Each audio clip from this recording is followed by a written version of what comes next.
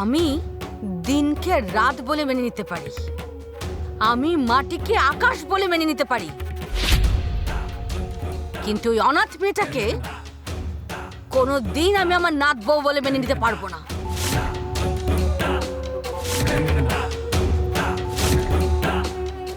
যা হোক করে আমি তোমাকে বোঝাবোই কামিনী। মানছি সেই চিকি তোমার কেউ নয়, কিন্তু রাম তো তোমার নাতি, তাই না? আর এই পরিবার সেটাও তো তোমার নিজের, তার সাথে এই পরিবারের সম্মানও তোমার। তাহলে এসব কেন করছো? মানছি মানছি সবাই আমার নিচে, কিন্তু নিজের লোকেরা যদি আমার ভালো মানুষের ফায়দা ওঠায় তাহলে কামিনী অগস্তি চুপ থাকবে না। কিন্তু আমি চাইছি তুমি চুপ করেই থাকো।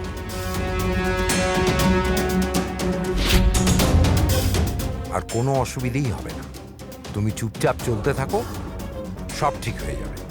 না, সেটা হবে না। রাম আমার সম্মান রেখেছে যে আমি গিয়ে ওর বিয়ের অনুষ্ঠানকে সম্মান দেখাবো? তাহলে তুমি এই পরিবারের অসম্মান করবে?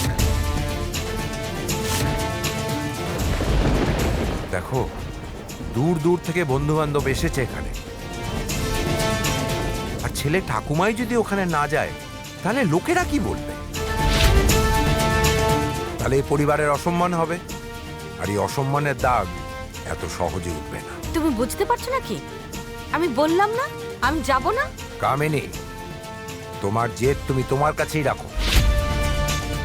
বাড়িতে অনেক অতিথি এসেছে, আর আমার মাথা যদি খারাপ হয়ে যায় তুমি বুঝতে পারবে আমি কত দূর যেতে পারি।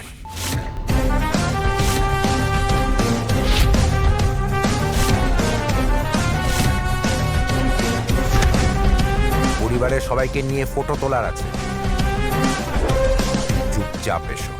গোটা পরিবারের ফটো, আর পুরো পরিবারের ওখানে একত্র থাকা দরকার।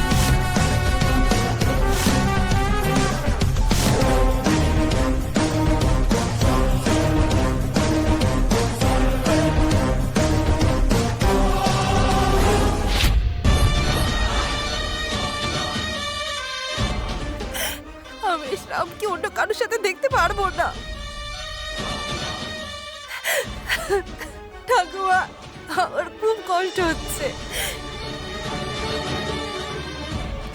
আমি ওই চিকিকে রামের সাথে বসে সমস্ত অনুসরণ করতে দেখতে পারবো না। ঠাকুমা, ঠাকুমা প্লিজ কিছু করো, আমি এভাবে দেখতে পারছি না। ঠাকুমা, আমি সব সময় সমস্ত কিছু চিকির কাছে হারতে পারবো না আমি। তুই চিন্তা করিস না সিয়া, রামের সাথে আমি শুধু তোকে দেখতে চাই, আর ও শুধু তোরই হবে, চিকির কখনো হবে না। সাবাস বুড়ি, আমি তো এটাই চাই, শুধু আমার সাথে থাকো। আর তোমার সাথে থাকলে চিকিকে এমন ভাবে কাঁদাবো যে সারা জীবনও হাসি খুঁজে পাবে না, এই আমি বলে দিলাম।